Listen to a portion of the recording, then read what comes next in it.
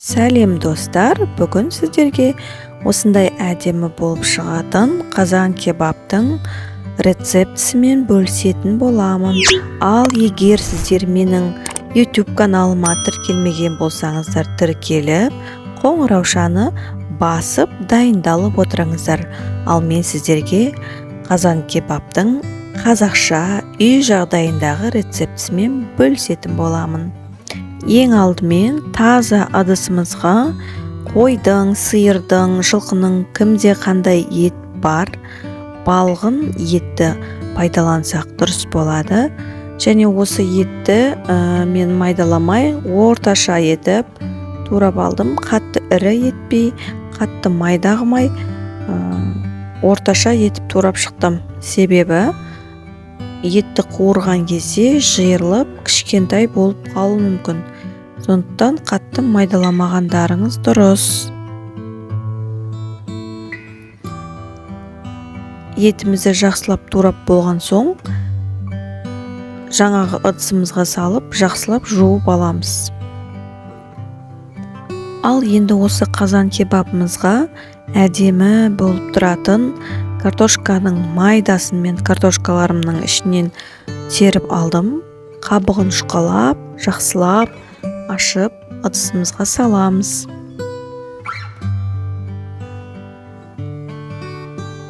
Және оны жақсылап тұрып жуып аламыз. Видеода көріп отырғандарыңыздай барлығын жақсылап жуып, тазалап аламыз. Видео негізі түсінікті етіп түсірілді. Сіздерге түсінікті болсын деп барлығын жекелеп, жақсылап түсіндіріп өтіп жатырмын. Сондай-ақ осы тағамымызға қосатын сәбіз, болгар бұрышында қабығын жақсылап ашып аламыз. Және сол сияқты пиязды да жақсылап жуып, тазалап, қабығын ашып алатын боламыз.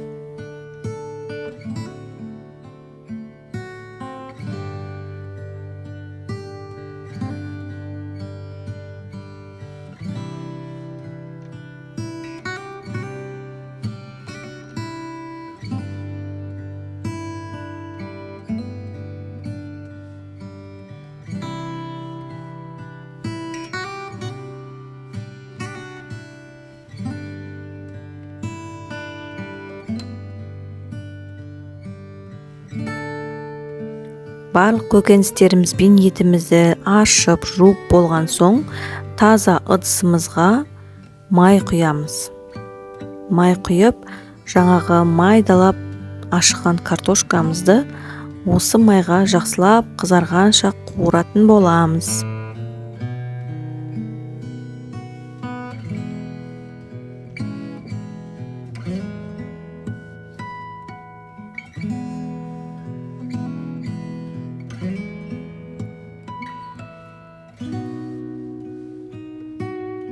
Біздің картошкаларымыз әдемі болып қызарып шығам дегенше, сіздер менің каналыма тіркеліп, қоңыраушаны басып отырыңыздар.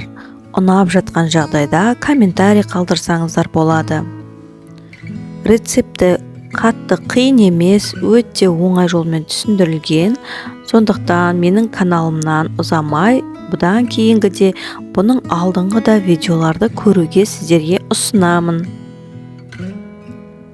YouTube каналымды ары қарай дамыту үшін сіздерден қолдау күтемін. Ал картошкаларымыз осындай әдемі сарғыш түске енген соң біртіндеп аламыз.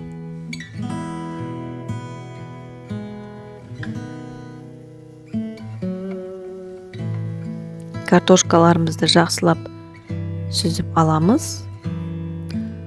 Сүзіп алып бір шетке қойып қоямыз. Ал енді тамағымызды қуыруды бастайық. Ең алдымен ыдысымызға пістемай құямыз. Пістемайымызға жаңағы туралған етімізді екі жағын жақсылап қызартып қуырып аламыз.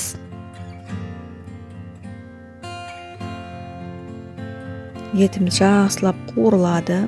Мен әлбетте сіздерге жақсылап қызарғанша барлығын көрсетіп тұрсам, уақыт көп кететін болады. Сондықтан мен сіздерге тезірек видеоны жылдамдатып көрсетіп жатырмын. Сондықтан түсіністікпен қарап, видеоны тамашалап отырыңыздар.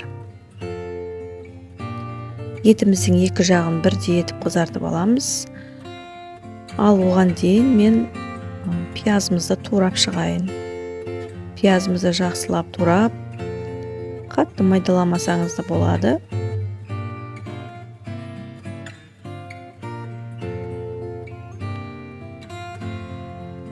Және осы тураған пиязымызды қуырылған етіміздің үстіне салатын боламыз.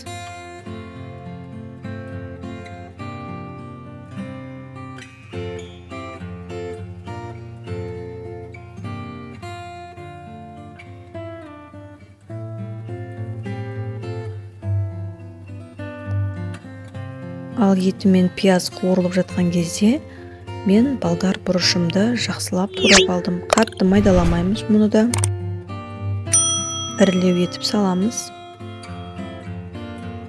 Дәл видеодағыдай етіп турасаңыздар, әдемі көрініп тұратын болады. Ал қуырылып жатқан етіміз бен пиязымыздың үстіне саламыз. Жақсылап тұрып араластырамыз. Және де осы қуырылып жатқан біздің тағамымызға сәбізді де, бұл жерде мен жарты сәбізді алдым, себебі бір сәбіз үлкен көптік болады. Жарты сәбізді алып, дәл осылай видеода көріп тұрғандарыңыздай етіп турап алдым. Және осы сәбізімізді қуырып жатқан етіміздің үстіне қосамыз. Кішкене ғана қозғаймыз. Көп қозғаудың қажет жоқ, себебі бұл тағам көбіне бумен пісу керек. Ал енді осы қуырмаларымыздың үстіне жаңағы біздің қызартып алған картоптарымызды саламыз. Картоптарымыздың үстіне тұз, укроп, паприка және кинза қостым, әдемілік дәм беру үшін. Жақсылап осы дәмдеуіштерімізді қосып болған соң, жақсылап араластырамыз.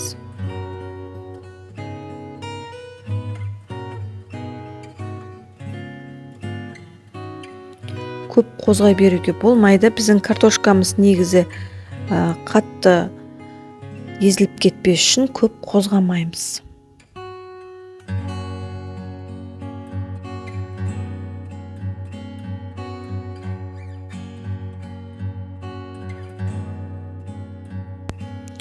Тағамымызды көп қозғамаңыздар, аз ғана қозғау керек, себебі біздің картопымыз езіліп кетуі мүмкін.